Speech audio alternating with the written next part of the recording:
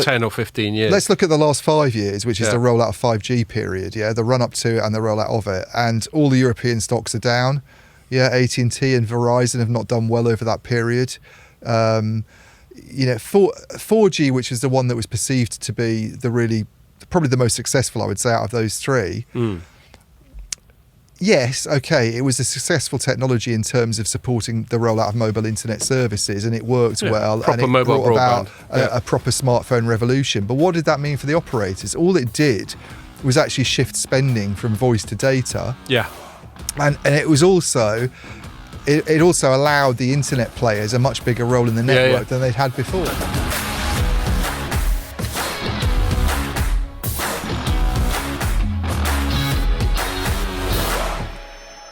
Hello and welcome to another Telecoms.com podcast.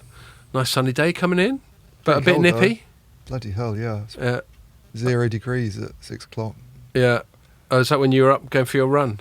That's hardcore, man. Yeah. Going for a run 6 a.m. on a cold winter morning. Normally when it's freezing, I put sort of they're like tights basically, aren't they, for men? Those lycra things on underneath my shorts. That's an image I'm never going to be able to get out of my head. Because it's so like leggings, yeah. But I forgot this morning. I just couldn't. I thought it's not going to be that bad. Got outside and it was absolutely, the first sort of 5 minutes was really unpleasant. Do you ever put like a pair of socks down them so everyone knows you're a real man?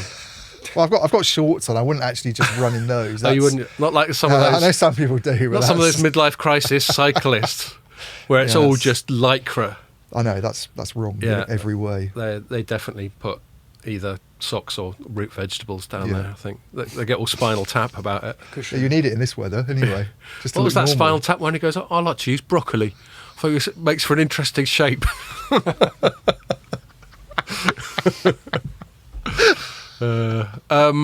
So yes, right. What's going on? In terms of little bits of preamble. Oh, I was pleased to see. So the preamble we're going to talk about is that GSMA did a sort of press conference about Mobile Congress, so we can have our first bit of looking forward to that at the end of the month. But one other thing I just saw on the news, like we're mulling over whether or not to go and stay with my family in the Canaries at the summer. And what just puts me off is the hassle and the expense of all the testing and the masks and the bullshit. And I just saw a bit of news that up until recently, they were demanding everyone be double vaxxed just to get into Spain. Yeah. And now they've got rid of that for teenagers. Oh, shit, but Jack's going to be 18 by the time we go.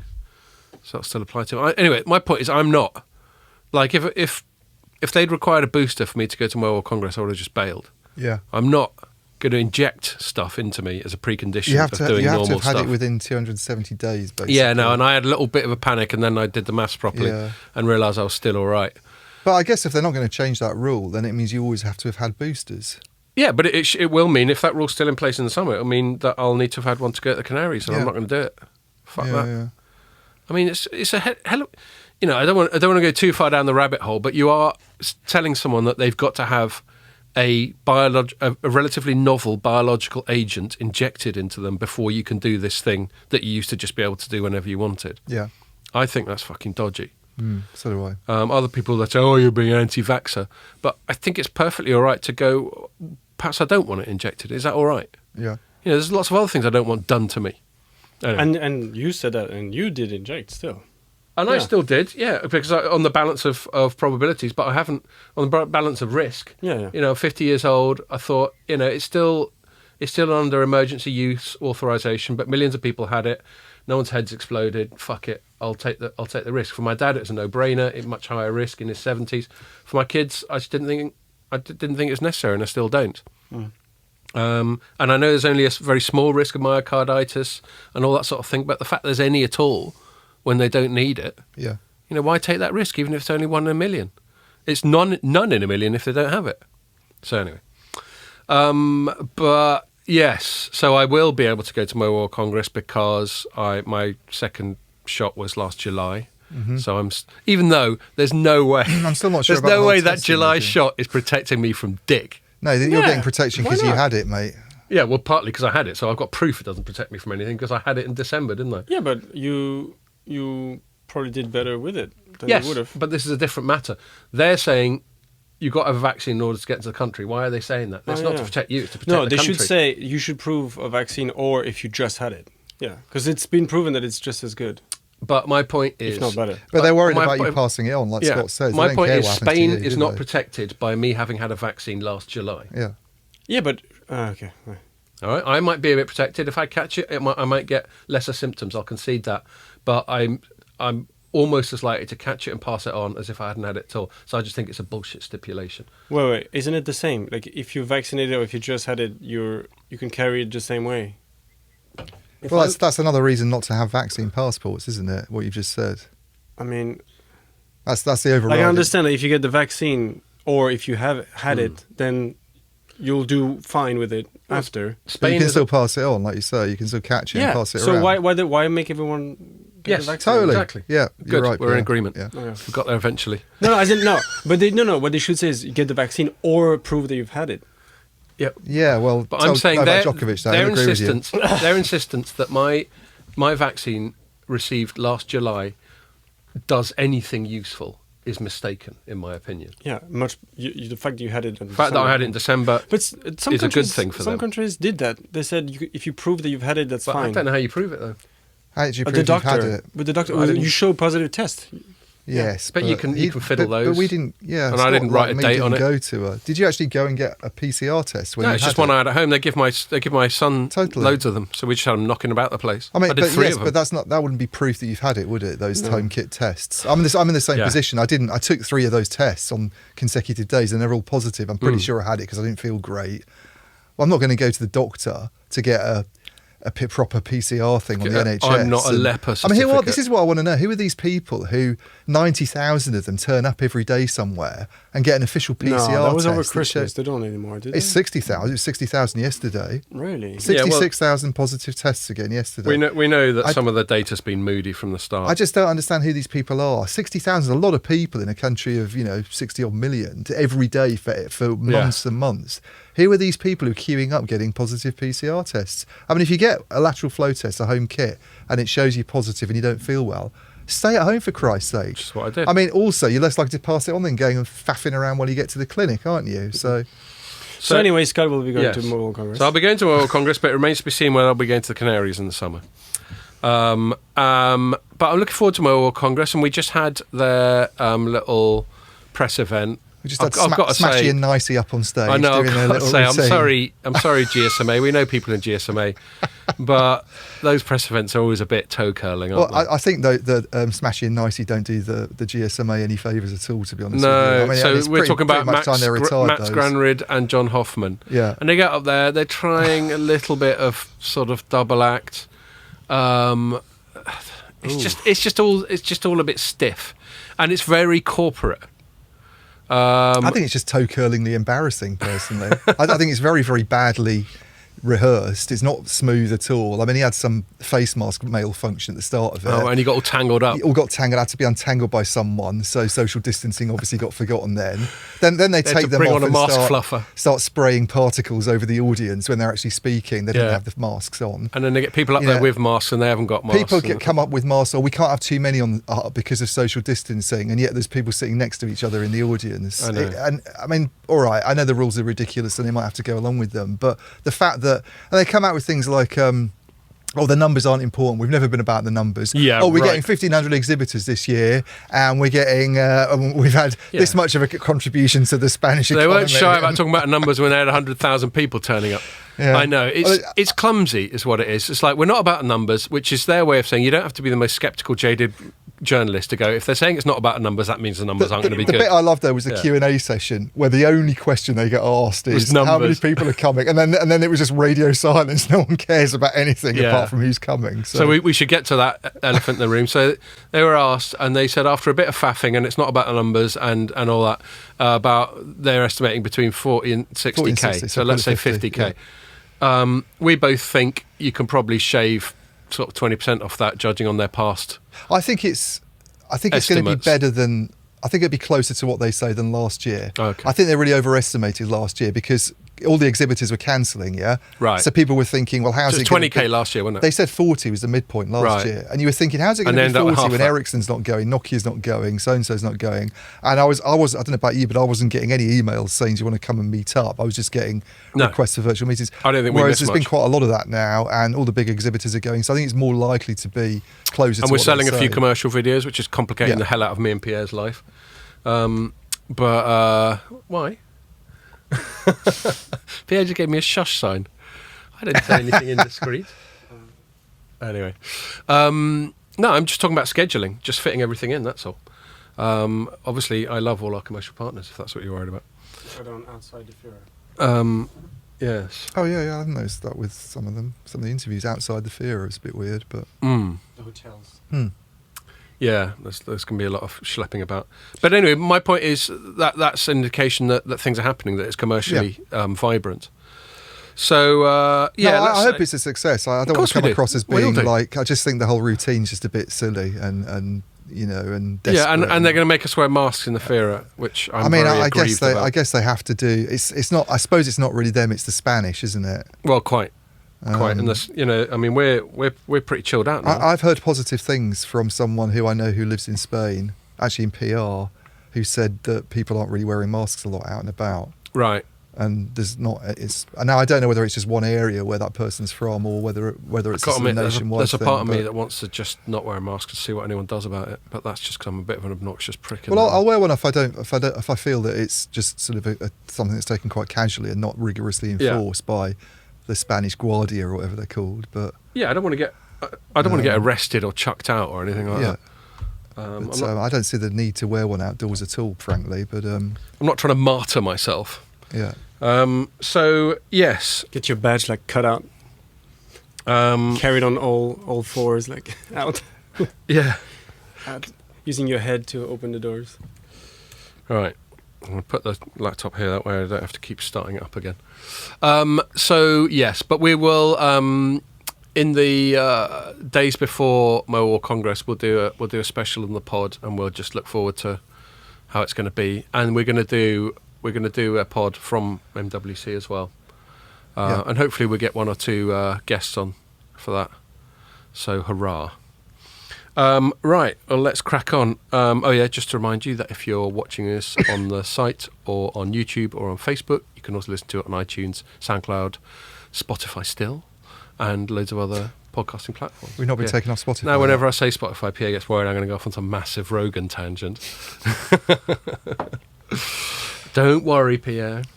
I'm not going to talk about the latest controversy. But it might come. Actually, other than to reflect that it's all kind of blown over, which is more or less as I predicted it would. So hurrah! I'm pleased for that. And it might come up again on our final segment. So I'll get onto our segments. We're going to start by talking about M&A/consolidation. There've been various rumours, stories, bids, and an offer. Yeah, in the European telecom space. And notoriously consolidation is hard there because the European Union seems to have this arbitrary ideal of 4 independent MNOs per country, which obviously if 2 of them want to merge makes 3. You can tell I used to be a maths teacher. 3 become 4, that famous song. Yeah. What was that? Don't remember. Not that famous, mate. No. I don't know what the fuck you're talking about. Song, but so we'll talk about that, and maybe we'll talk about Arm and Nvidia and all that sort of thing as well. So a bit tangential, but still M&A in it, or lack of. Yeah. Then we're going to talk. You wrote a piece. It wasn't a piece of news. It was more an analytical piece about 6G and what's the point of it, really. So I think that would make for a good chat. And I always have at least one segment that's dictated by whatever's been in front of your mind. So I'm happy to do that. And then finally, it's slightly, Scott self-indulgent TM for the third slot, in so much as it covers things like censorship and freedom of speech, which are subjects close to my heart, as you could imagine. And we've got this thing called the Online Safety Bill, which I interpret as a online censorship bill. Didn't they have that like years ago? They wanted to outlaw porn online. Probably. UK. Probably. It was something like that.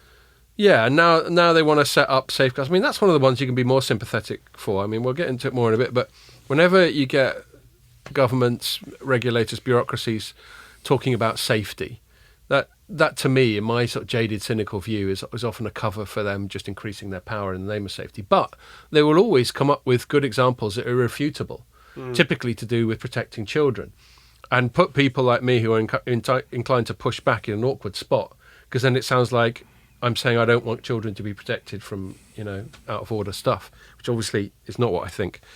But yes, that's one of the things, they want to protect children from horridness. But what they really want to do is censor everyone and be the arbiter of what's acceptable speech and what isn't on the internet, which is obviously bullshit. No one should be it, least of all Nadine fucking Dorris. So, yeah, sorry, love, you're bang out of order. So, yes, that's what we shall get into. So let's start with the consolidation. I'll head off with, actually, I'll do the one that I just wrote up this morning. So Mary wrote earlier on the week a couple of things that were just sort of journalism at the time, which was that Iliad, which is the French group behind the Free mobile brand, isn't it? I haven't fucked that one up. Yeah, it's Free. Yeah. Yeah. It's not free, but it's called I get Free. Iliad and another French one. Free. Confused. Free, yes. Free. By Xavier Niel. Libre. Except it's free. It's like Eddie Izzard did. Gratuit. Sorry, there we go. Well, I mean, they're both Libre's thinking of your Spanish. Yeah. Eddie Izzard did a funny one of that, because he sometimes does gigs in French. Yeah. And he goes, I was doing this gig in France and I was talking about the film Speed, which of course in France was called La Vitesse. And he goes, no, it wasn't. It was called Speed. It's like there's some things that we don't translate, like, we don't call it the Parc Jurassique, it's just Jurassic Park. Right, it's just like, yeah. Sometimes we just give up. And of course the classic sort of mild pejorative for English people is roast beef, Right. which is obviously an English word said in a French accent. The Spanish, though, they translate everything. Like Wolverine, they translate to... Do they? Lo besno immortal. Yeah, which is weird.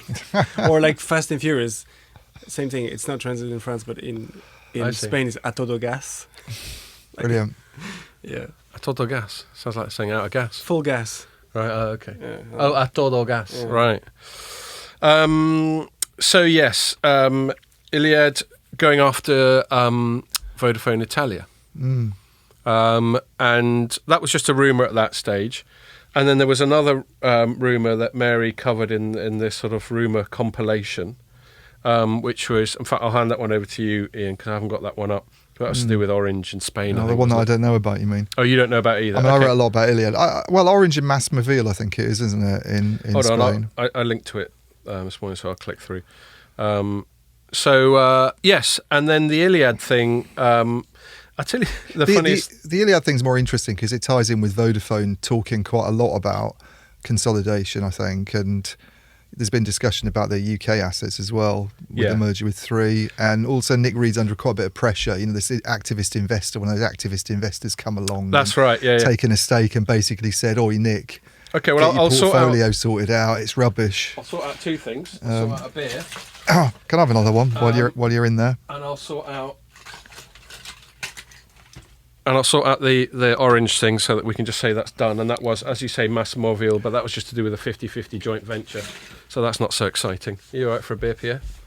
Well, that's what Iliad might end up being. Apparently they don't want to sell it, do they? No, okay, so I'll cut to the chase of my coverage this morning. I had some fun with the story, actually, because I was in a bit of a hurry writing. Sometimes I write my best stuff when I'm in a bit of a hurry, because I don't overthink it, and it's just sort of stream of consciousness. Well, I mean, I'll let other people judge whether it's any good, but I had some fun with it. And so two things happened. I followed up after we put up Mary's piece.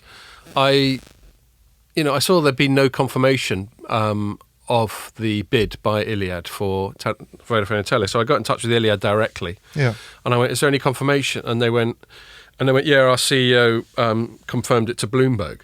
Yeah. And I was like, "Well, I'm talking to you. Yeah. Why can't you just fucking tell me?" And furthermore, the Bloomberg paywalled. I'm impressed that you managed to get through to Iliad. I've tried for years to get anything out of Iliad at all, and have never been able to. They don't even have a press contact. The last time I looked on their website. Well, I'll share it with you. But I'm not surprised because she's a bit useless. Well, that's what I've generally found with a lot of the French She just went check out Bloomberg, and so I just went, what? Can't you just tell me? I mean, why do I have to go to? It's the only confirmation through a paywalled media. It's her statement. job to confirm it to the press, not just. Do you know what I mean? Not send you to Bloomberg. And then I went, well, can you at least, given that it's paywalled, send me the copy of the Bloomberg piece, which she then did. Right. Anyway, so that was weird. And I chose not to write that one up. But then when I saw that Vodafone had made a statement, a fairly short statement going, yeah, we received a bid and we told them to fuck off. Yeah. Then I wrote that up this morning. Well, it was sort of fuck off and come back with something better, wasn't it? Well, that type of statement. Well, implied. Yeah, because they're... Well, I think they pretty much the next sentence said, we're looking for opportunities in Italy. Yes. So this is the quote. Vodafone confirms it recently received a highly preliminary... Yeah. I mean, how can you be highly preliminary? Well, that in itself tells you that they want, highly preliminary. So, they're basically going, okay, that's the first shout. Yeah. Non-binding indication of interest from Iliad and Apex partners, which is presumably which is presumably some kind of private equity setup. Yeah, it is. To acquire 100% of Vodafone Italy. And then they said, Vodafone confirms it's rejected the preliminary indication of interest as it's not in the best interest of shareholders. So as you say, reading between the lines, apart from the stupid legalese, and I won't read out the next thing because it's so full of corporate mumbo-jumbo, it made me want to scratch my eyes out when I read it. It would be odd for them not to be receptive to the idea of a deal because they've just come off the phone for the last sort of trading update with Nick Reed spending most of his time talking about the need for consolidation in Europe and how they're looking seriously at all of Vodafone's assets. And quite. And and he basically doesn't like this idea that you mentioned on the little intro that 4 is the magic number and we always have to have 4 networks per country, and and it's almost sort of written in the rules, isn't it, by the European Commission? I mean, it does feel arbitrary, but as a sort of classical liberal and laissez-faire economist by inclination, I'm slightly sympathetic to it because I think we can all agree a duopoly is not good. Sympathetic to having 4? Yeah. Right. Because we can agree a duopoly is bad. Yeah. So then we're saying, is a duopoly bad, but a triopoly or whatever we would call that, all right? Yeah. I mean, obviously you can take it too far. You can say the more the merrier, and then you've got an incredibly fragmented market which doesn't serve anyone's interest in terms of infrastructure investment and that sort of thing. Well, this is the old thing, though, because, I think that's a fairly logical thing, isn't it? That a monopoly, let's say, nobody would think is a monopoly. The idea that, that sort of reducing competition would somehow be good for investment and service quality might be a bit counterintuitive, because if you've got a monopoly, there's no incentive at all for them to do anything. Quite.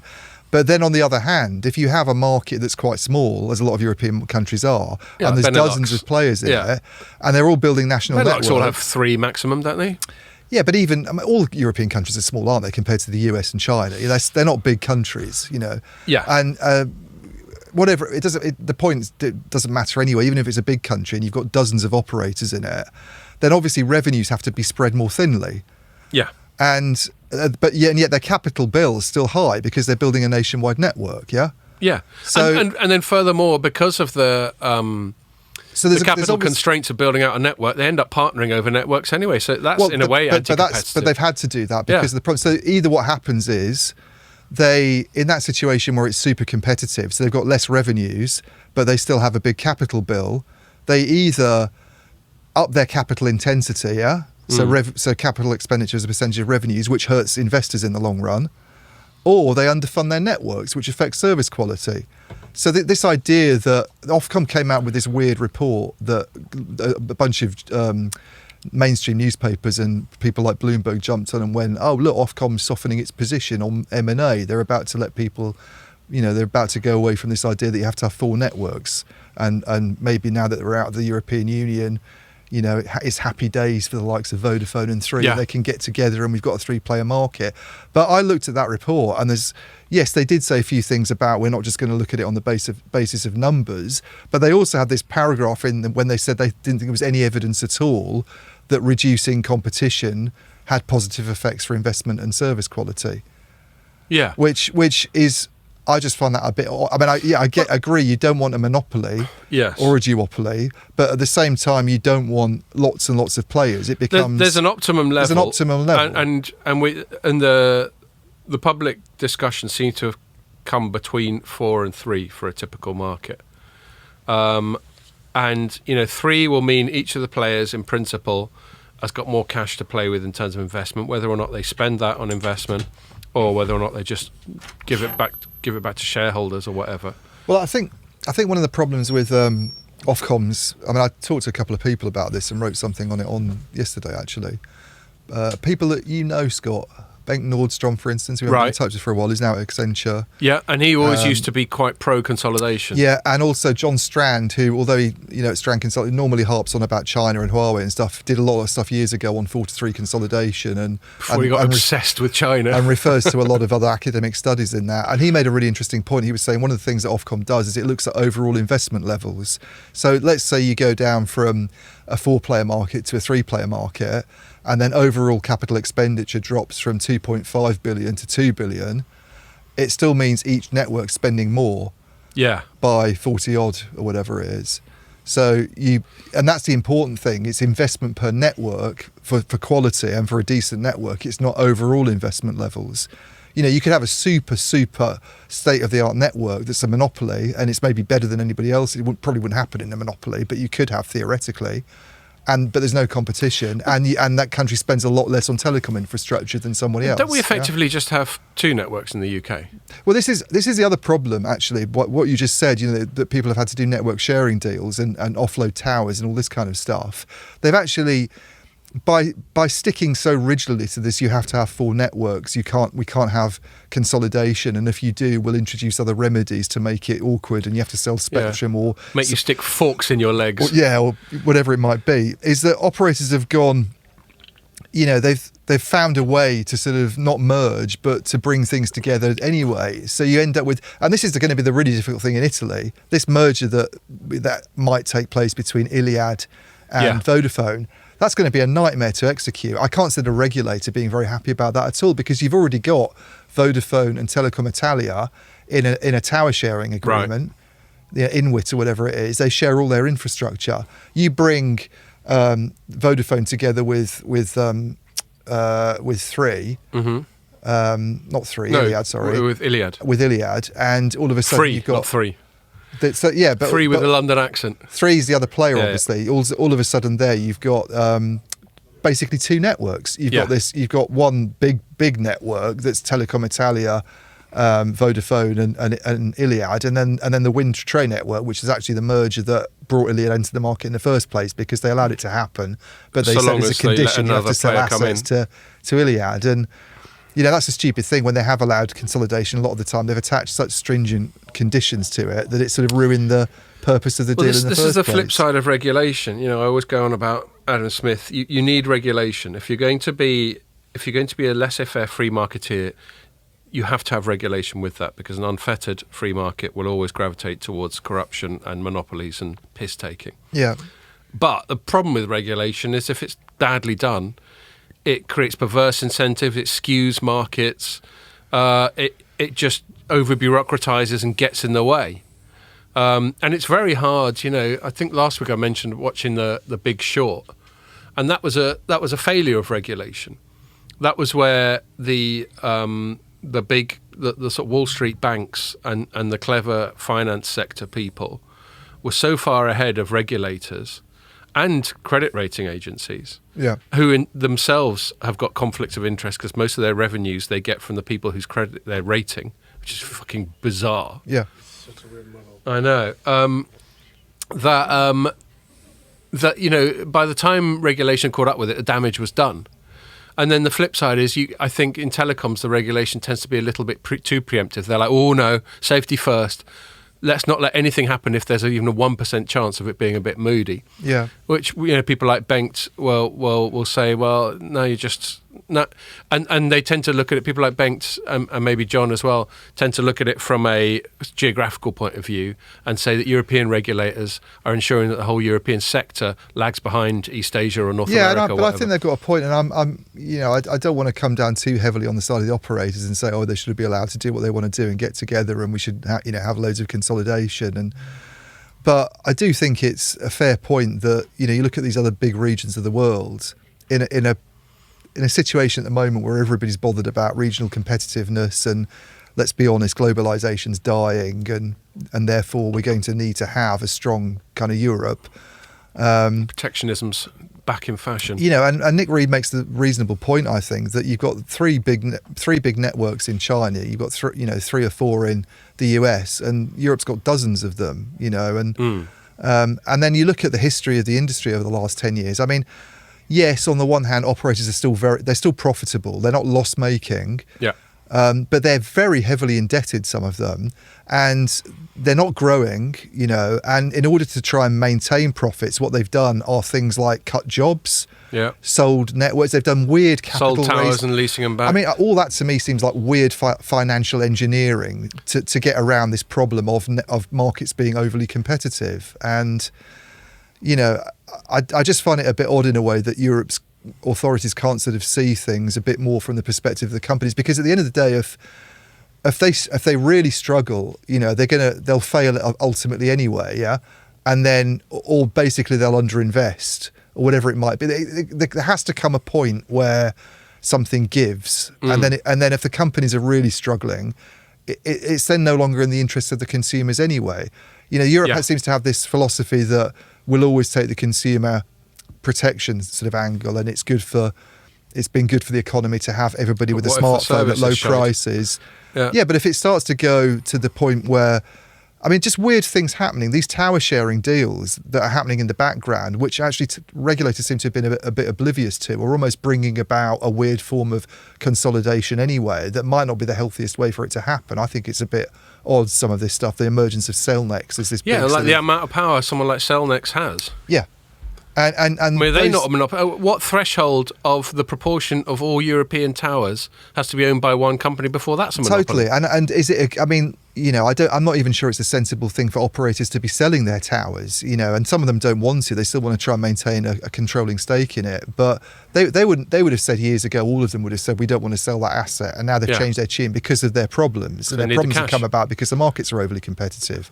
I mean, it might not even be about networks per se. I think in some markets, one of the remedies that gets attached when the deals happen is, you have to sell some capacity to MVNOs.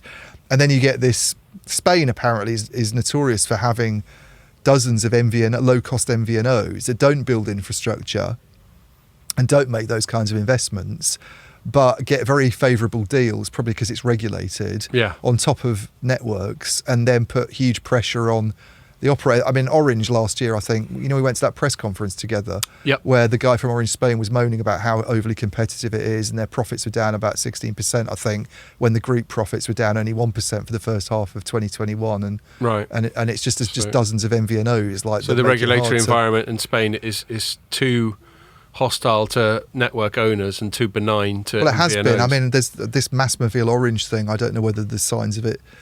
There seems to be some optimism among operators at the moment that regulators are changing their tune, and I guess this Ofcom paper's one example. But Nick Reed was on. I joined the trading update call a week ago, whenever it was, just after this activist investor Sevian started sort of to make waves, giving it large, and he's obviously under pressure because they've not done very well share price wise under him, I don't think, and. They're perceived. I think I mentioned that last week, didn't I? In the last month or so. Well, probably because of that, though, Sevian coming in and this sort of shake-up. Could be, yeah. But and then all of a sudden he's talking about looking at the portfolio. But he got asked by some of the investor equity analysts, guys from the big banks, are you optimistic? Because we've heard this talk before, haven't we, about regulators? They sort of realise the need for M&A, and then it never happens. And he was saying all the politicians he's spoken to across Europe at the moment have a sort of appreciation of where he's coming from, and he was sounding quite confident that things are about to change. But I don't know whether it'll happen. To me, it's a big change in philosophy, isn't it? Really. What's he doing? He's just dismantling his little studio. What does that box do, Pierre, that you're fucking about with? That's how you switch between who's talking, isn't it? Yeah. That's his little control panel to turn people off. He has to manually sort of put. Actually, it's more for the camera than the audio, isn't it? Yeah. It's like Game Boy. It's his Game Boy. Well, and then the other thing about M&A and operators is because their capacity to bring about fundamental changes in trajectory through normal trading is so small, because they're just utilities. Yeah. It's mainly through M&A dicking about that they can be seen to be doing something. Yeah. And especially when you've got people like Sevian. And I'll say again, I'm in favour of activist investors. I think it's one of the failures of shareholder capitalism is that most investors are passive institutions or tiny little retail investors that, like me, buying a tenner's worth or something. That can have no impact.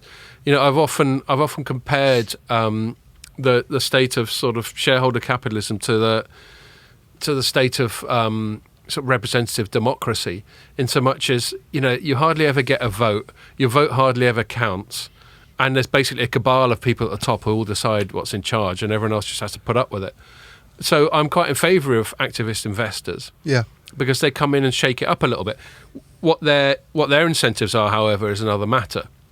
It could be that they're looking for a quick buck, and they've bought a zillion Vodafone shares and they wanted to flog some assets so that they're worth a zillion .1. I think sometimes they can fuck things up by, especially if you get two of them involved in one. Like Telecom Italia for years has been with Elliot and all that. Well, it just seems to have been almost a distraction to have activist investors involved bickering who don't agree with strategy, and then they never get anything sorted out because they're caught between these two powerful interests, and they're just in limbo while they keep changing CEO, don't they? Every year there's another CEO, and you kind of feel sorry for the guy, because what's he supposed to do? I mean, his whole job must be just sort of going between activist investor meetings, and you think, but it just sounds like a sort of cast list from The Godfather. What you were saying about them being utility, I mean, this is the thing I find curious, is that there's this obsession with this 4-3 thing, and about these utility companies that aren't really doing that well, and yet, what they want to be obviously is something more than that. They want to try and go out there and do internet services and compete against the big tech guys, and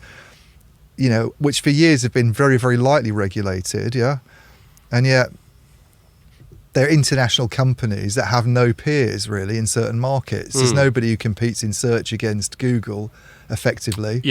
There's nobody really we did who that does recently the sort of in stuff the with Amazon. tech segment, didn't we? But it's interesting because that's what operators would like to be, and this is why I can sympathise with them getting a bit miffed about this tough line that gets taken. It's not only on mergers; then they're held over a barrel every time a spectrum auction comes along. Yeah, and even what they can charge people. What they can charge people. Targets to meet for universal service obligations, all this kind of thing. And yet the big tech guys just go and do what they want. But they're also providing actually providing critical services.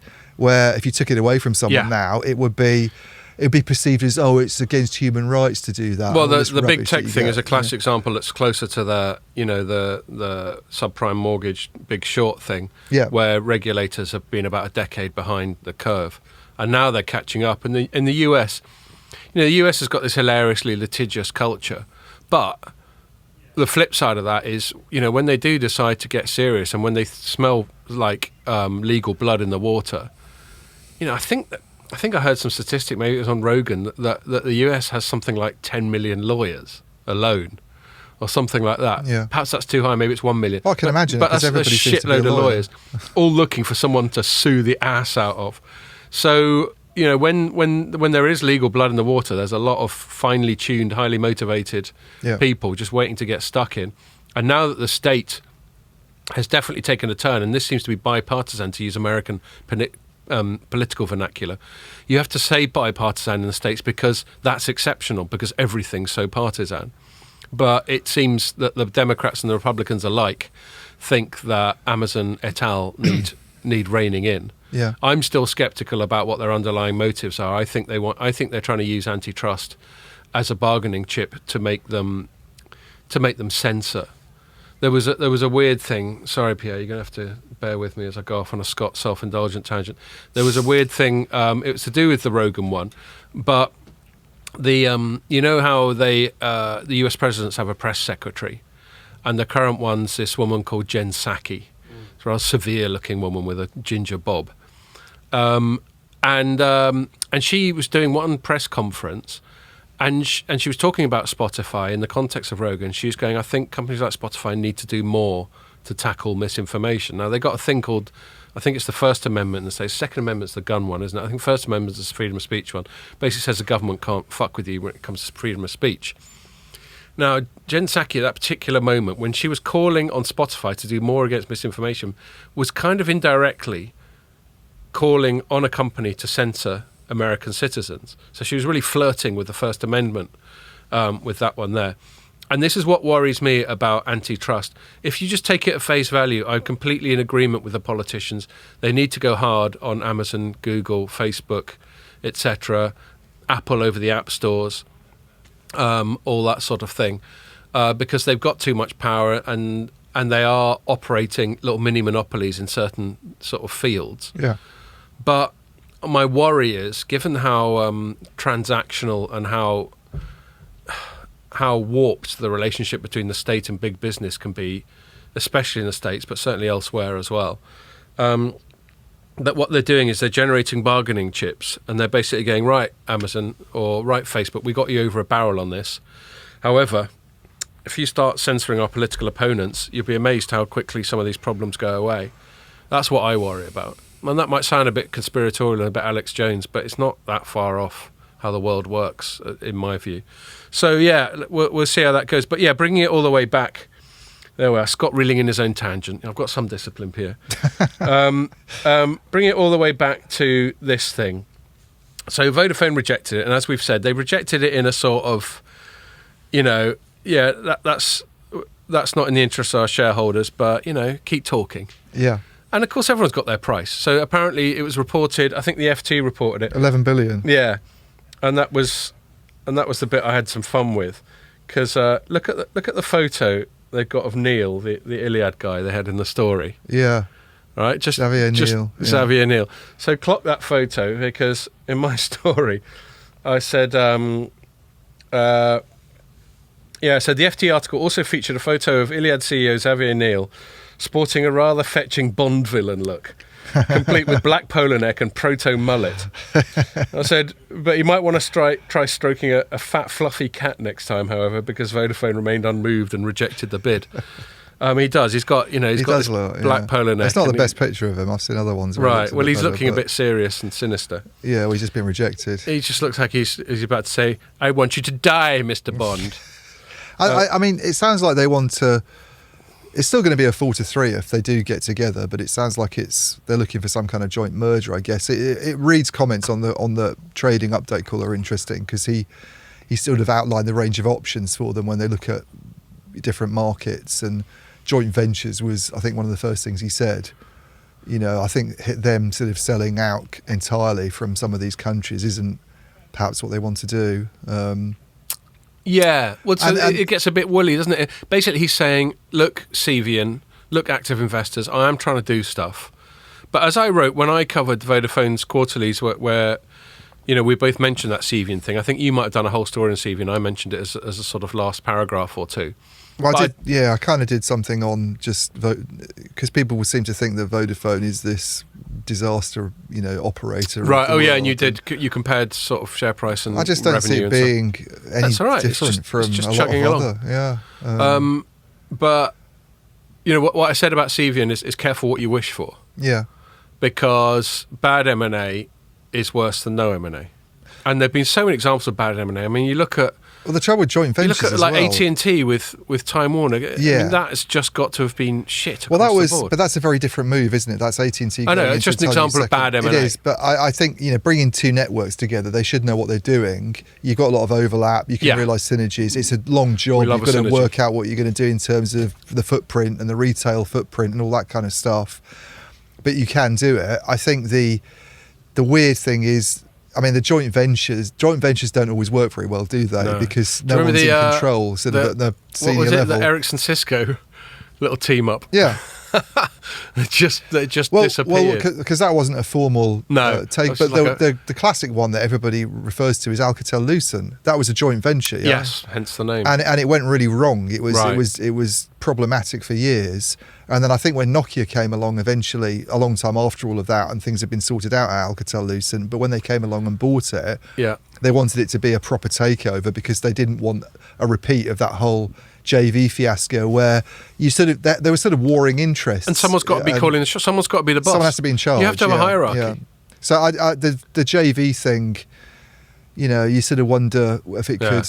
if it could not work well simply because nobody is calling the shots. But the weird thing is, if one, I just think if one happens, that would be a really interesting precedent. Yeah, a bit of a domino effect. But it depends how they do it. If they, last time we had M&A in Italy was when Telecomunicazioni came together with. What was the other? With Three Italia, and that's Wind Tre, isn't it now? That's the company that's emerged from that.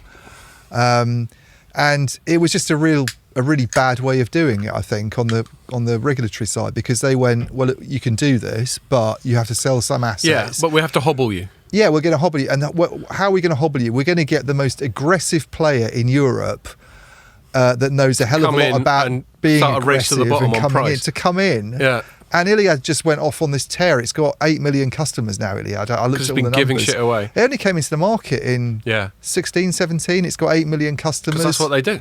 That's what they did in France. I remember when I was... You compare it with Rakuten in Japan, where everybody gets excited about Rakuten. They've done nothing compared with Iliad, with all their state-of-the-art technologies. I remember when I was at Strategy Analytics, that was when Free had just started in France. Yeah. And I remember the three incumbents, Orange, SFR, and... Bouygues, is that how you pronounce it? That's a funny one. There's far too many. That's a big industrial group, isn't it? With all sorts of other things going on. They were doing some construction outside the Ministry of Truth, the office we were in 2 ago. And anyway, and they were all moaning because Free had ripped the arse out of the market in terms of margin. Right. Anyway, was there one other? Because I'm going to briefly touch upon a different bit of M&A, just 'cause it's interesting, which is the NVIDIA ARM thing. Was there any other M&A when we were talking about setting up this segment that you had in mind? Well, the three deals that are being talked about at the moment in Europe really are Orange and MásMóvil, Vodafone in Italy, and then Vodafone in the UK, which isn't a new story. That's been rolling for a bit. It's been rolling for a bit. Quickly tell us. Yeah, apparently, it was reported by maybe it was Bloomberg a few weeks ago that they'd been in talks in the last few months, and it sounds like there still might be. It was really interesting, I thought, when Ofcom came out with its position paper on the mobile market and the shape of the mobile market this week. In fact, yesterday or the day before. Yeah. What immediately happened was Three sent around this statement going, this would be a really good idea to have a three-player market because it would boost investment. And then you've got Nick Reed going on about how it would be great to have... So there's a lot of flirting going on. So it's quite clear that the two of them are sort of batting eyelids. And you sort of think, fair enough, we had BT and EE, we had O2 and Virgin, Virgin Media, that's it. Yeah. And you sort of think, fair enough. I mean, it would still mean... It's still if that happened, only. It would mean that the O2 Virgin Media would be significantly the smallest, wouldn't it? Well, I suppose in mobile it would. Well, yeah, I mean, it would be weird, actually, because you'd have... I mean, Three's not very big, is it? Despite its best efforts, it's still quite a small user base. Fourth player. And therefore, I think in a way, in terms of customer numbers, it might work quite well in terms of not skewing the market that much. That's the biggest difference, isn't it? Vodafone and Three are both MNOs. The other two mergers were fixed and MNO mergers. I mean, they're trying to get into fixed to some extent, both of them, aren't they? Yeah, but this would be the first time there's been two MNOs. They tried 302, didn't they, a few years ago? Yeah, which was rejected on the grounds, I think, by the competition authority. They didn't like the idea of a three-player market. So things would have had to change quite a lot. Yeah. I mean, it's interesting Ofcom's coming out with this, and also it's not just Ofcom, it's the competition authority. It's weird Ofcom coming out with this paper. It's almost like we're reflecting the views of the UK establishment generally, but that, as far as I was aware at the time, that whole deal didn't work because they didn't like the idea of going from a 4-player to a 3-player market. But they obviously haven't given up on it.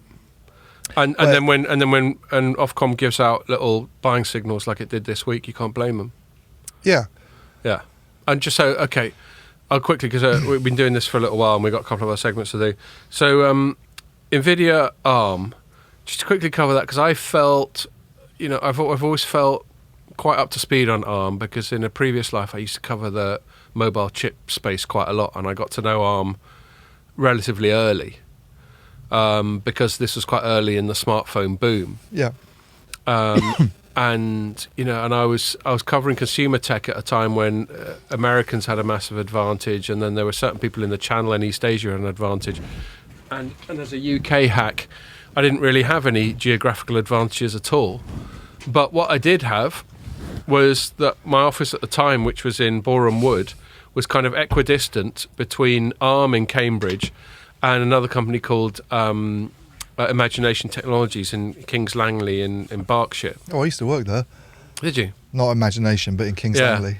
And imagine... King's Landing. Yeah, do you know what I mean? It doesn't look anything like King's Landing. If it did, then I'd have stayed working there. Check it out. Game of Phones. Oh, yes. I'm here all week. Try the veal. And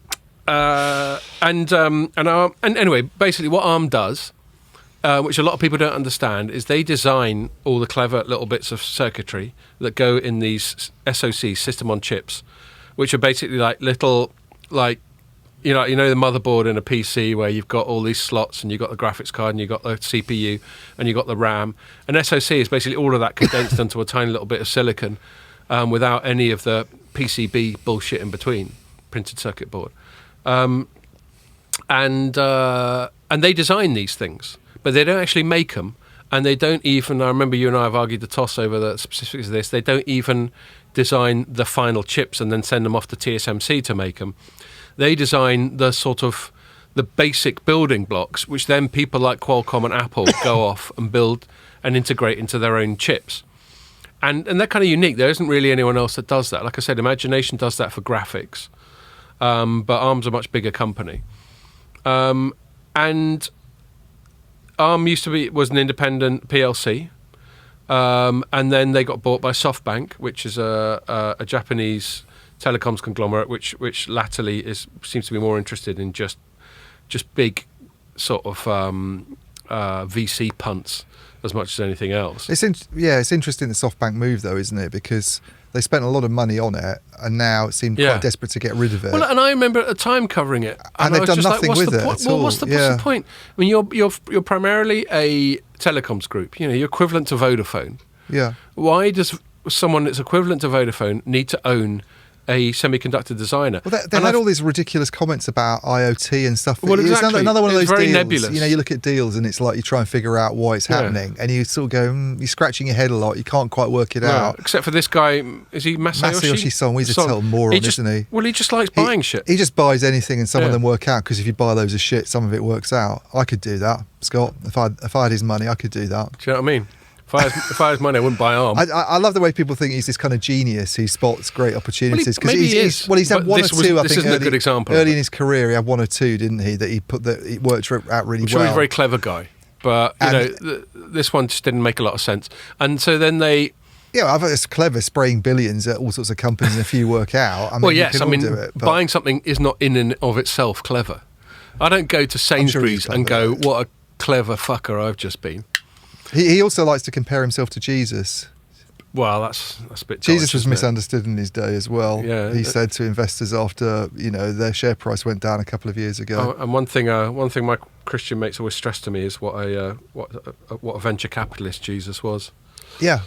So he's like it's all about loincloths this year. Anyway.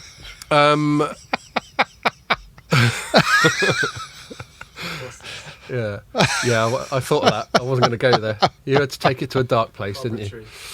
Yeah, well, he was a carpenter. It was ironic that he was a carpenter. Anyway, we're going to alienate our Christian audience. He's the son of a carpenter. Yeah. I'm sure he did some carpentry when he was young. How can you get away with not doing it? He dabbled. Yeah. Like made a little, an ashtray or whatever. Yeah. Right, let's stop that. This reminds me of last week when I was reviewing it and we had that Florida is a penis tangent. Anyway, so yes, getting back to the point, he bought this and then he was looking to flog it, and NVIDIA, which is which has been around forever as a graphics, primarily like a gamer geek brand, has done a brilliant job of moving its technology, which is parallel processing, which basically is very sort of high intensity, high power processing, and positioning it in the sort of AI / data center era. They're also a player in the radio access network nowadays as well. Well, yeah, they're getting involved, and they've had a few misses. They tried to get into mobile chips a little while back, and that failed. But, fair play to Jensen Huang, who's their founder and CEO. And their share price, if you bought NVIDIA shares 5 years ago, you're laughing. He's a leather jacket kind of guy. He does like a leather jacket. He's got a slightly Michael Jackson thing going on, hasn't he? Did you get on the call that was on Monday afternoon? What was that for? The quarterlies? No, NVIDIA and ARM, the end of the deal. Oh, right, no. About the IPO plans. No, I meant to. I was invited to it, but I didn't. I had other things on, I think. So no, but I saw the canned quotes. Basically, cutting to the chase, because we've got to move on. When it happened, I was sceptical because NVIDIA is a customer of ARM. So like I was saying, ARM's business model is to design these chips, which then people like Apple, Samsung, Qualcomm, whatever, license and then make chips that end up in devices like mobile phones, like an Exynos or a Snapdragon or the Apple A10 or whatever. Yeah. And NVIDIA is one of those. So I don't see how, in a competitive way, you can have one of ARM's customers owning ARM. No, you can't, and it was obvious to everybody except Masayoshi Son. Yeah, who whinged about it afterwards and went, "No, it's not fair. It's a totally different business model." It's no, it's not. Come on, are you telling me? And Jensen Huang's basically quite an aggressive guy. I remember back when I was at Hexus, he'd be having a proper pop at Intel and being really spiky. Are you telling me that if there was some way in which he could restrict access, if he owned ARM and he could restrict access to ARM IP, and to gain himself competitive advantage, he wouldn't do it? Yeah. So it was obviously bollocks, and I said at the time, this will struggle to get past regulators. And then lo and behold, over the years, various regulators went, "Oh, I don't know about that. I'm going to give it another look." And in the end, they just went, "Yeah, it's not going to happen, is it?" And everyone could have told them that 2 years ago. And the upshot now is that SoftBank's looking to go IPO ARM. Yeah. And so take it back to where it was before they bought it, because it was public when they bought it. Yeah. So it's all been a complete waste of everyone's time. Good. Okay, we agree on that. We better move on. 6G. I've done a lot of rabbiting. I'll go straight up to you. What did you write about to do with 6G this week? Well, there was an interesting piece in the FT, actually, to give them credit, because they did this big sort of 5G special, I think, obviously in the run-up to MWC, and they've got a new telecom correspondent now. I saw some really generic top-line piece about 5G, I think it was. No, there was this whole supplement on 5G on Monday, I think, in this week's FT, and there was lots of stories about 5G and where it goes from here. But one of them was on what comes next kind of thing, and is there a need for 6G and all this lot, which I had a look at. And they've spoken to a few people, but one of them was Santiago Tenorio, who we both know. Sat next to at dinner. Yeah. Who's Vodafone Group's head of network strategy, basically. Yeah, he's a good lad. And he came out with this interesting comment that we don't really want 6G. That the best thing is if there's no G after 5G. Right. And he probably knew he was talking to the FT and wanted to get a sort of headline and maybe being a bit provocative. But I thought it was interesting because Neil McRae at BT, who we've mentioned on this podcast a few times, said the same thing a few years ago, actually, even before 5G had been rolled out. He was saying, hopefully, we make such a good job of 5G that there won't be a need for 6G.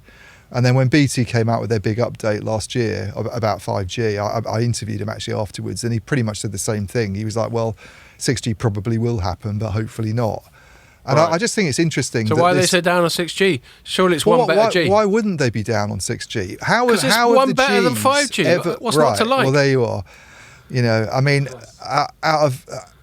the last 3Gs, I think, 4G's probably been the most successful of the three. But you look at the trajectory of the operator, this actually ties in really well with what we were just talking about in terms of performance of telecom stocks.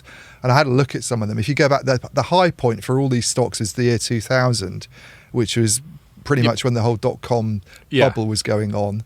But even allowing for that speculative bubble... Even if you look at the last 5 years, it's that's still 20 odd years ago.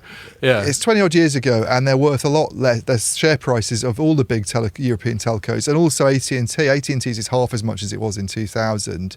Deutsche Telekom was worth €86 a share in Deutsche Telekom in 2000. It's now worth about 16. Yeah, but I will push back on you comparing to 2000 versus, let's say, 2005, because if you look at almost any share price, certainly tech related, there was an absolutely abnormal, bizarre spike. There was, in fairness, but all right, let's put it more recent than that. Yeah. Then let's look at the last 5 years. But they've done fuck all for the last 10 or 15 years. Let's look at the last 5 years, which is the rollout of 5G period, the run up to it and the rollout of it. And all the European stocks are down. Yeah, AT&T and Verizon have not done well over that period.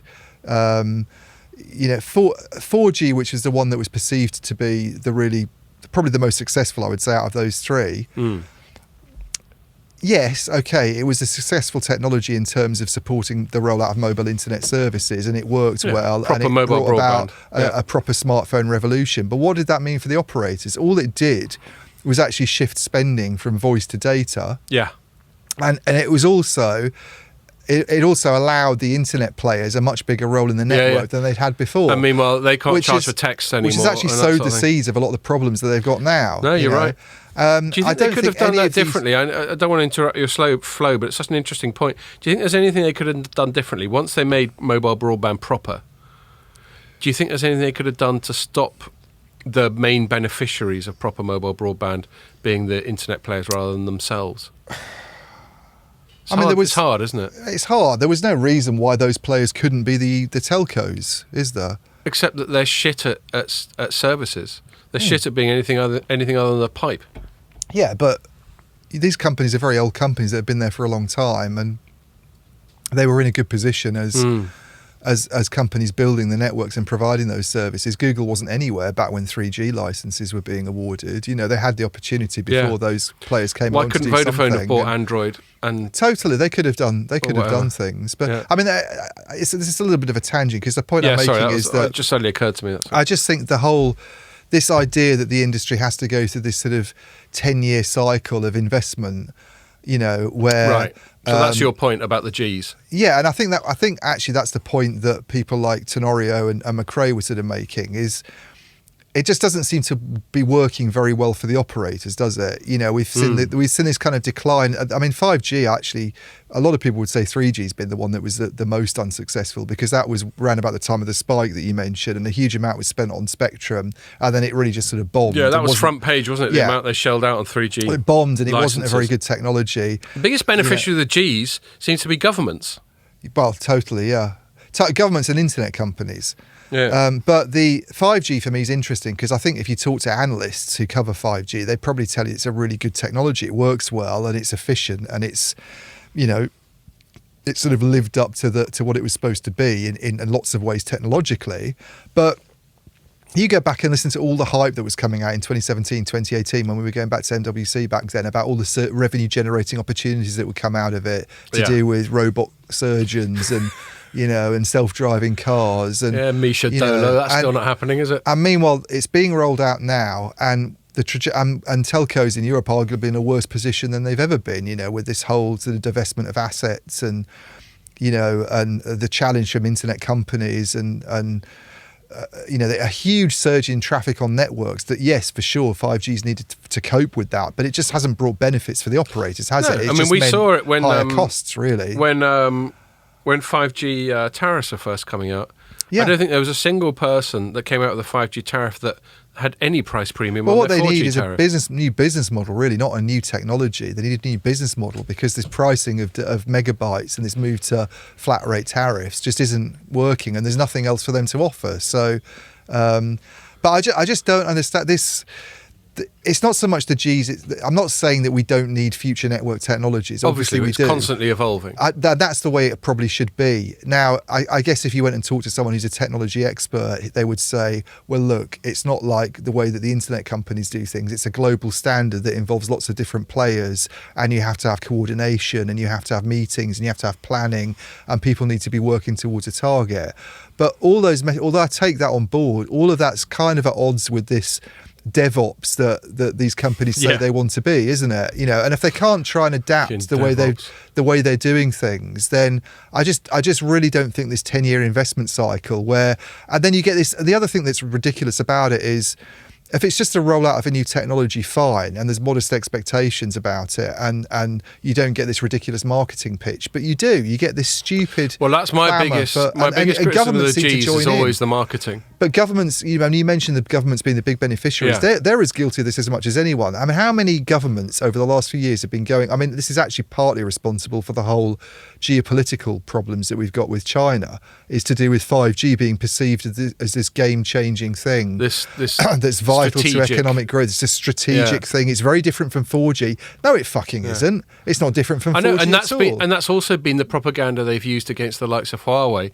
They've gone, look, it was all right while it was just 4G. Yeah, we could let those sneaky fuckers into the networks. Yeah, what a load of bullshit. But now with 5G, that's far too dodgy. Well, I'm sorry, but all 5G is a faster version of 4G, so don't give me that bullshit. Yeah, exactly. I mean, so the things I have sympathy with on the security angle is not necessarily the technology itself, but the things that are expected to come with it, which is this sort of everything's connected type of stuff.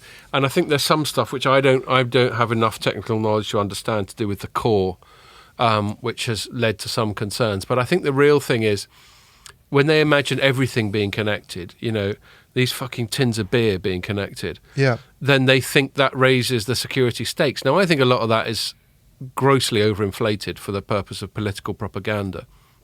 Yeah, and I think what they're really trying to do is shut the stable door after the horse has bolted. What they wish they'd done is not let Huawei, ZTE and Chinese vendors in general involved in our networks from day one. Yeah. But now they're having to draw a line in the sand now and kind of make up some special circumstances to do with 5G. The trouble with the Gs for me is that it's always, the way it's developed since 3G came along is that it's always sort of presented as this big transition the industry goes through and an opportunity to get new sales into the market and find new and actually it's become slightly more desperate as the internet companies have grown. And we've always taken the piss in the build up to the launch of it, that over-promising the robotic surgery and all that. I mean, 3G was actually the biggest revolution really, because it was the first time you had data services on your phone and internet on your phone, having just used phones for it's just that the data rate was a bit shit. It didn't work very well. Ever since then, all the Gs have been is actually an improvement on that experience. And this is why I think it's all a bit shrill and stupid, is that no vendor in the world isn't working on a faster version of 5G unless they want to get out of business in the next few years. Yeah. Because we all know that there's going to be more gigabytes, there's going to be more traffic on networks. People are talking about the metaverse, people are talking about VR. I mean, I'm a bit skeptical about some of those things, but I've no doubt looking at video traffic and look at the patterns that have happened during the pandemic, it will carry on going like that. Yeah. And therefore you'll need a faster technology. So fine. Yeah, and you need also things like you need also things like capacity. So a lot of 5G people bang on about 5G auctions. A lot of that's mid-band spectrum, which isn't that handy for us just having connectivity on our phones as we sit in this office. Yeah. But we're in an airport or football stadium or shopping mall or whatever, then it's really handy when everyone's got to be connected the whole time. So there's capacity, there's the efficiency, there's the B2B angle, private networks, network slicing. Yeah. There's all these little bits and bobs. But it's still none capacity. Of those feed into a good marketing message. It's still capacity. For consumers. Basically, I don't care what you call it. We need faster networks and networks that provide more capacity and work on those things. Yeah. But don't try and dress it up to be this big revolution that's going to come along. Generational thing, which is what G stands for. And let's give spectrum to the industry. This is a slightly tangential issue, but also ties in with the regulatory stuff we were just talking about, with governments making it easy for these companies. Award spectrum, do it in a sensible way. Don't use the new G as a kind of opportunity to fleece those companies for more money. I mean, what the next G really needs to be, not a G actually, what the future of 5G needs to be is a technology that provides more capacity, that provides faster services, that doesn't require a huge swap out of equipment, Yeah. I mean, you want something that's kind of backwards compatible. You don't want to have to go around taking down things and putting in extra fibre.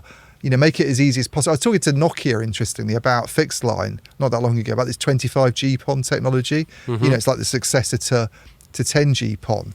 And There's no big commotion made about that. It was actually developed partly outside this normal standardization process, and yet it's just as significant. And the guys there, the CTO says it doesn't require a huge upgrade. You can use the same hardware. And there's not that much commotion made about new generations of Wi-Fi, even though that could be significant. Yeah. Just as significant for people as well. And I think even now the industry's still... The weird thing about 6G, we had this conversation of what's 6G going to be. There's this desperation, isn't there, on the part of the industry to try and find something that they can use to not necessarily justify their existence, because we all know we need them, but find the new revenue generating opportunity. And this is why you get these ridiculous visions about the Internet of Senses, and which actually doesn't sound like anything to do with telecom at all. It doesn't sound like a telecom thing. You're getting into a different area. Some of these thought pieces coming out of likes of Huawei and Nokia a full 8 years before we expect the thing to happen. Yeah. Shows how invested they are in this generational thing, that they're bigging it up 8 years in advance. Yeah.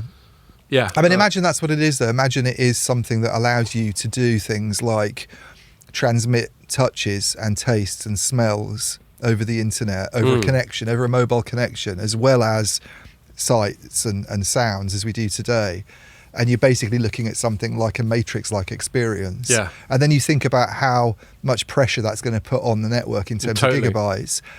What they really need is a new business model, because if they're complaining now about the amount of gigabytes going over the network, imagine what that's going to be like. And they won't be the companies providing the services, the applications in that world. Yeah. They'll just be providing the networks. Everyone's wearing specs with like AR heads-up displays inside them and shit like that. We're all like fighter pilots. Yeah. Yeah. Okay. Yeah. So, I mean, like, to summarise, what we're kind of saying is the Gs are a construct. They're a sort of marketing and industry construct. What happens is a constant evolution. We used to get these silly things. They don't seem to do it so much now. They certainly did it with 3G. They'd have like 3.5G, 3.9G. Yeah. And all that, because, and that coincided with which HSTP, HPA? HSPA or HSDPA. HSPA, yeah. And that's because over the course of 10 years, of course, you've got all these boffins inventing new shit. But that's not the only reason why I think it's breaking down. I mean, it's partly breaking down for geopolitics. We've talked about this loads of times on the pod. We won't have a 6G. We'll have standards that succeed 5G. Because of the way it's going with China and all that. So there won't be a 6G standard, actually, because I don't think anyway, because of that.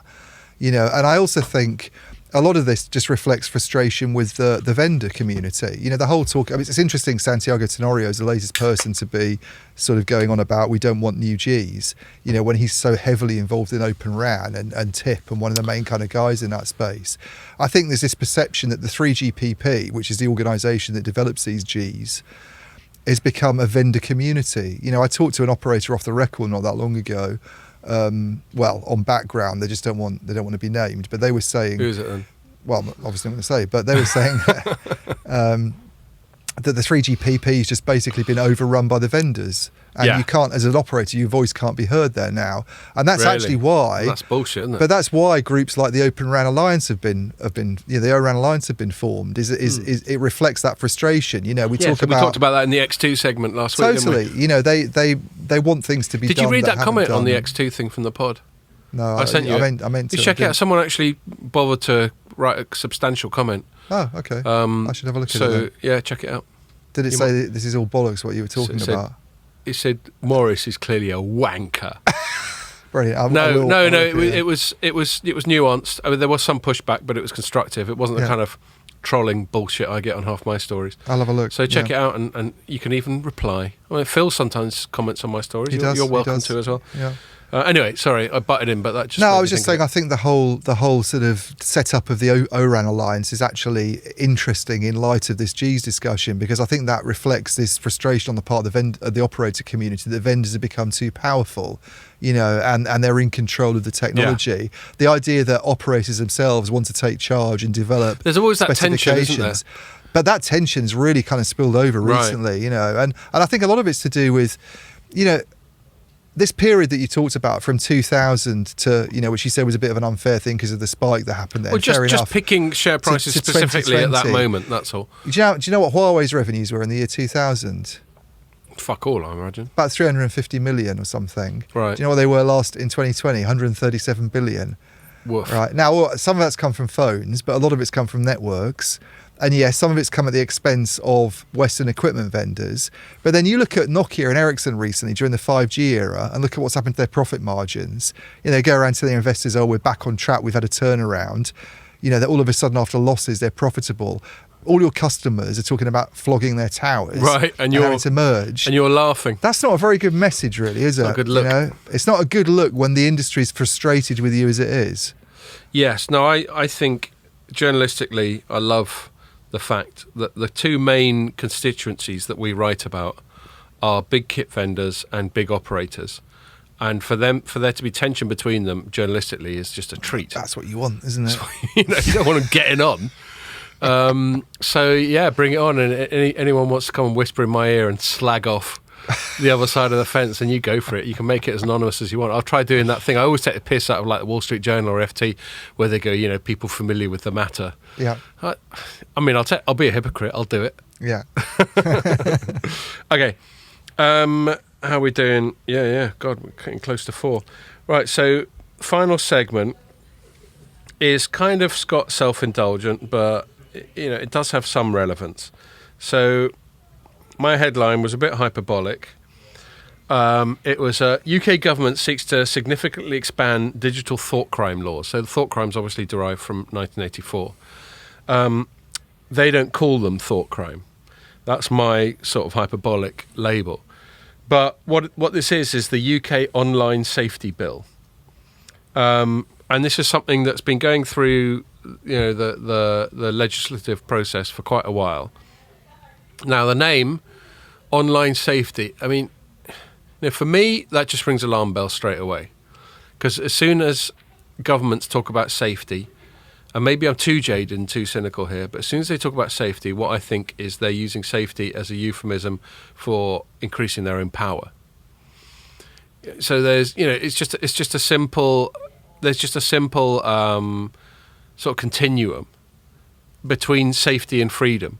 If you've got safety and freedom at two ends of the continuum, and we've got a slider, just a simple two-dimensional slider between those two things. And in a time of emergency, such as the Second World War, that slider goes more towards safety. Yeah. And so you get blackouts and you get censorship, and everyone goes, fair enough, we don't want the fucking Germans knowing where we're sending our troops. Yeah. And then in the past couple of years with the Rona, that slider's gone more towards safety. And, I think the danger was less obvious. It's one thing if you've got German bombers blowing the shit out of St Paul's Cathedral. Yeah. It's another thing. Last 2 years it was stupid, and the Second World War it was sensible. Well, look, there was a danger. I'm not going to go too far down this road, but there was clear danger. In this time 2 years ago, suddenly there was this thing coming out. It was novel. It seemed to be killing people in China, and everyone thought, "Oh shit!" And then we reacted, and at the time it's fair enough, and we even went out and we clapped the NHS, and there was that kind of slightly blitz spirit to keep referring back to the Second World War. Yeah, wasn't there? Almost it's like a bunch of tossers though now, frankly. Well, now in hindsight, people will look back on that and go, "What the fuck?" But I remember advising my kids. My kids at the time were 15 and 13. Yeah. And I was just going, well, look, kids, this is a one-off. You don't have such a sphere of reference. You don't have such a sort of life experience. I'm telling you, this shit doesn't have. This is a once-in-a-century thing that's going on right now. Yeah. And then in hindsight, we probably should have had a bit of a lockdown initially while everyone got their ducks in a row, and then just fucking regained our composure and just accepted that a few people are going to get ill, look after old people, look after clinically vulnerable people, and then let life go on. But it's taken us 2 years, which is far too much. But anyway, that's to illustrate the safety versus freedom dichotomy that always goes on. And this online safety, and this is to explain my prejudice against the term safety. Of course, I'm not anti-safety. Another thing people talk about is seatbelts when they talk about mandating. So I'm very anti-mandatory vaccines, as we covered in the sort of pre-segment. But then people talk about seatbelts. Yeah. And they didn't used to be mandatory, and then they were. And they probably saved lots of lives. Yeah. And I don't think twice. I don't wear a seatbelt in the back of a car normally, but I obviously do when I'm driving. Rebel. I know, I'm just a nutter. and then you get odd little points of tension like mandatory crash helmets, and there was a time when that was an issue for Sikhs who wear turbans, and all that. But the difference between seatbelts and vaccines is when you put on a seatbelt, you're not ejecting a biological agent into your body. Yeah. So I don't think that comparison is very valid. I think it's probably all right that some things are mandatory. Like, for example, when I was younger, I was a smoker. When I was at university, I was on a pack of fucking Marley Reds a day. Yeah. But then they made smoking illegal in pubs. And initially, the libertarian part of me just thought, well, that's bullshit. But then I've got to admit, once they did that, I smoked a lot less.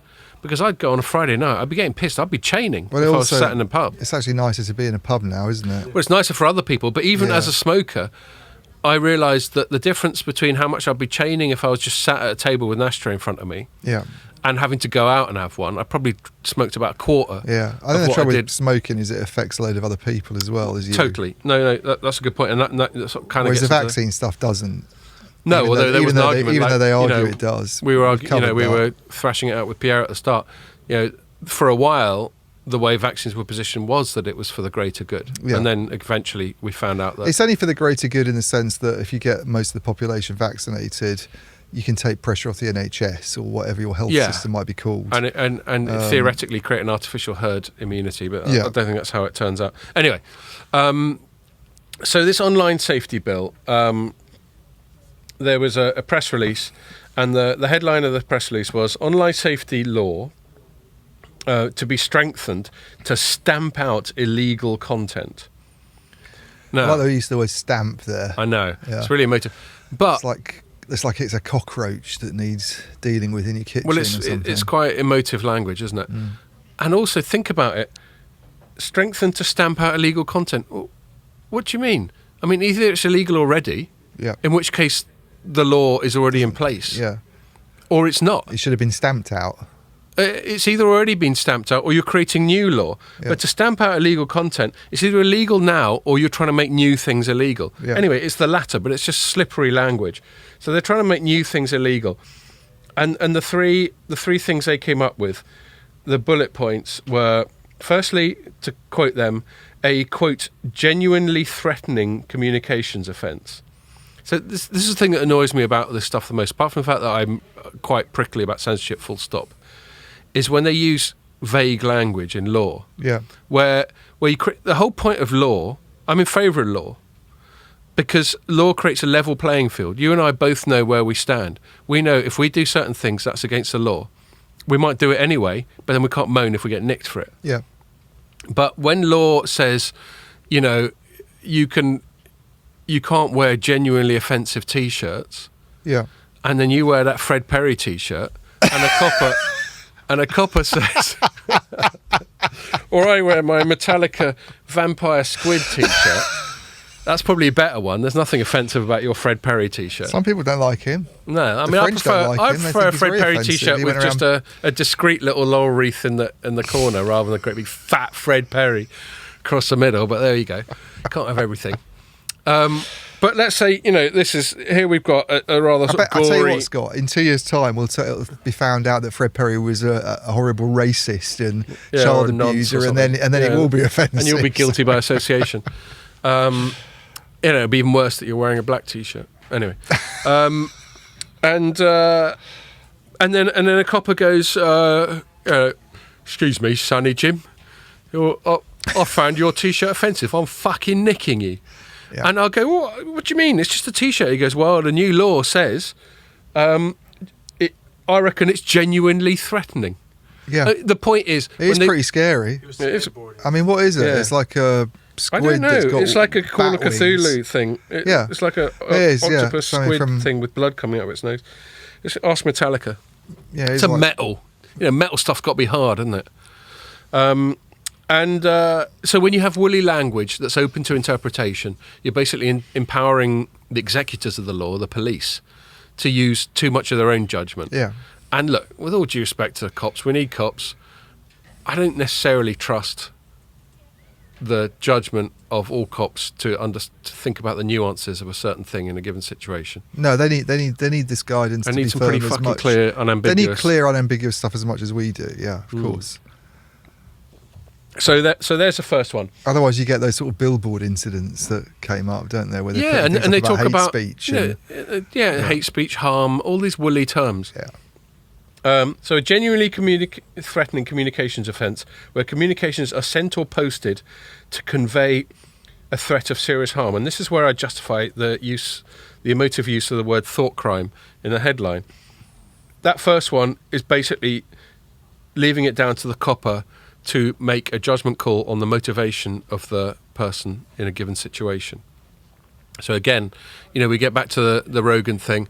I won't get too into the most recent Rogan thing because it involves an emotive word that everyone gets very irrational about. Yeah. But, it comes down to context and whether a given word or a given sentiment or a given phrase, you can interpret it one way without context. You can interpret it another way with context. You can interpret it another way depending on what baggage you bring into the situation. Some people think certain words are fine to be said by certain people. Other people think it's subjective. Yeah. And as we just agreed, we don't want too much subjectivity put in the hands of the coppers, who basically have the monopoly on violence. Back to monopolies. The whole thing about coppers and soldiers, both of which we need, is they have the monopoly on legal violence. No one else is legally allowed to use violence except coppers and soldiers. So the degree to which they're empowered and the specificity with which they're empowered is very important because they can do what they want. Yep. So that's point one. Point two, they want to create a harm-based communications offence to capture communication sent to cause harm without a reasonable excuse. That's even more woolly. Do you know what I mean? What do you mean a reasonable excuse? Well, I was pissed. How about that for a reasonable excuse? Well, that stuff about harm is a bit vague. Yeah, well, exactly. What I'm not going to read the full spiel, but basically they put the onus for defining harm on the recipient. So in other words, if you say I felt harmed, then by definition harm has been done, which of course creates a perverse incentive. What process is all this? You what? At what stage of the legislative process? Fucking advanced, mate. It's close to becoming law. And we got this. And who's driving this? Who's driving fucking it forward? Nadine Dorries. But she's only been there for a few months. It's been there for a little while. The Tories are driving it. But that's not to exonerate Labour. I'm sure Labour would be even worse if they were in. You what? It doesn't sound like a Tory thing. It doesn't, does it? No. I know. Well, this is appalling. I'm not politically tribal. I'm probably more inclined towards Tories than Labour, but I think they're all twats, if I'm honest. And I'm not politically tribal at all. I'm very much make up my own mind on a case-by-case basis. Yeah. But yes, Tories traditionally, Conservatives should be about small government, about hands-off, laissez-faire, light touch, etc., etc., etc. Well, these lot aren't. Yeah. And Dorries is just as bad as Priti Patel. They're both authoritarians. They basically think that people can't be trusted to think for themselves or act for themselves. They need people like them to sort stuff out. And then the third one, it says they want to create an offence for when a person sends a communication they know to be false with the intention to cause non-trivial emotional, psychological or physical harm. I mean, it's unbelievably woolly. Like you say, it's just not legalese at all. It's something else. Fucking winds me up. And so this is going through a lot. So I suppose the point, just to sort of make a vague attempt to bring it back to the theme of the podcast, is this is the UK government trying to intervene in, I know you don't like it, but the digital space, i.e. us communicating over the internet as opposed to face-to-face as we are now. Yeah. Although it includes us, what we're doing now, because we're going to broadcast it. Mm-hmm. I presume if Dorries got her own way, she'd be like, no, I didn't. I think what Scott just said to Ian caused non-trivial emotional harm. Yeah. I mean, what couldn't be described as non-trivial emotional harm? What the fuck is trivial? Who decides? This is what always comes down to me. You know, we were talking the other day, and I think it was last week, and I was talking about the Rogan thread, and where people like Andy Tiller and setting up, I thought quite constructive bits of dialogue. And it always comes down to me, who decides? This is the problem with censorship. This is a problem with authoritarianism. It's a problem with laws that seek to police what you do.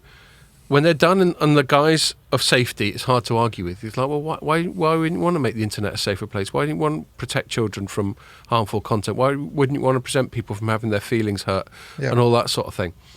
The flip side is, well, twofold. Firstly, of course, you know, things like comedy. You know, the way I communicate, I sometimes sort of try and walk the fine line a little bit, but that's sometimes how you get a laugh, isn't it? Yeah. That's what comedians do all the time. Yeah, and you don't. And I won't claim to be a comedian, but I think I've got some sort of comedic instincts. Yeah. And you don't know if something's funny till you say it, and then you come out with it and people laugh, and you're like, oh, fucking hell, all right, yeah, noted. But then you might say it, and people might go, oh, damn, Scott, what's wrong with you? And then you go, okay, maybe don't say that again. But you don't know it till you say it. The other problem with this sort of stuff and comedy is that people miss the point with comedy, don't they? Especially satire. You know, it's there to ridicule. And I mean, you were talking about words that aren't allowed to be used. Yeah. There are certain films that that have come out, Blazing Saddles, being which a features classic that example, word quite liberally, which is clearly meant to be a send up and criticism of attitudes, but under rigorous sort of laws like this, well, rigorous laws, I say, with hazy language, something like that could easily sort of fall by the wayside. They're selectively imposed. In fact, Doris has come out and she's had a go. There's been a little moral panic. Again, I'm not going to quote the specific bit because it's close to the bone, but there's been a moral panic about a bit that Jimmy Carr did in some stand-up. And Jimmy Carr's shtick is to be very deliberately close to the bone. And the joke itself, A, I didn't think was that funny, and B, was definitely close to the bone. The question is whether or not that should be censored, and Doris is saying it should be. There's some Scottish councillor saying that people who laughed at the joke should be prosecuted. I mean, it's just gone beyond the joke now, isn't it? But this is where it goes. This is the problem. This is where you've got to push back early. People like Doris, and she might be a decent person, but she's fucking stupid because if she is a decent person, she's either malicious or stupid. Yeah. Because if she's not malicious, then she's not thinking about the precedent this sets and what the thin end of the wedge is and where it will go. When you start setting it, and they've already empowered Ofcom, so this is vaguely Telecoms relevance. They've already empowered Ofcom with these powers of censorship to decide what's kosher and what isn't online. This seeks to give them more and more power. So, which is indirectly giving the government power because the government employs the head of Ofcom. Yeah. So these are all little ways, like that thing in the US, like I said, with that Jen Psaki talking about how Spotify should censor Rogan more. These are all ways in which the state is trying to impose its will on what is basically the public square through the sort of digital form. And I think it's, I'm actually really surprised it's even got this far. Yeah, I am as well. And it's about kind to of go depressing. The Lords or something for. Yeah, and second reading or whatever. Yeah. And who's pushing back on it? You know, you'll get the odd classical liberal like David Davis pushing back on it. But who's pushing back on it? I mean, the Lib Dems are not liberal. They never push back on this shit. Labour just wants more authoritarianism. Yeah. I mean, they've just been loving every minute of this pandemic, haven't they? Yeah. You just wonder where the resistance is. And I suppose just to finish off, unless you've got anything else to say on it, this is one of the reasons I feel so strongly about people like Rogan. It's not him as a person. It's what things like that stand for an independent ad hoc podcast like this one. Yeah. This one is recorded. Pierre, you never edit anything, do you? You just whack it out. And it is what it is, and people either like it or they don't. For something like that to have greater cultural relevance than all of the establishment media, all the BBC, all the CNN, all the whatever, I think is massively culturally significant. And he fucks up. He's had people on. We've chatted about the clinicians he's had on, people like McCulloch and Malone, who've said dodgy shit. Yeah. No one's saying that hasn't happened, but no one else gets McCulloch and Malone and all those people on. Yeah. So part of the problem is through this kind of authoritarianism, through this desire to censor and control the public domain, they create a vacuum that gets filled by people like Rogan. And maybe in a way, I don't think the telecoms world is censored. I don't think, I'm not equating us to Rogan. But, one of the reasons I think when we get compliments about this pod is that just no one else is doing something like this. So I think there's a massive appetite for authenticity. People can tell that we're just being ourselves. We get pissed, we talk shit, we swear. And we bang on about it. And I think, there's nothing stopping someone else doing an equivalent podcast in the telecom space. Yeah. It won't be as good as ours, obviously. Of course not.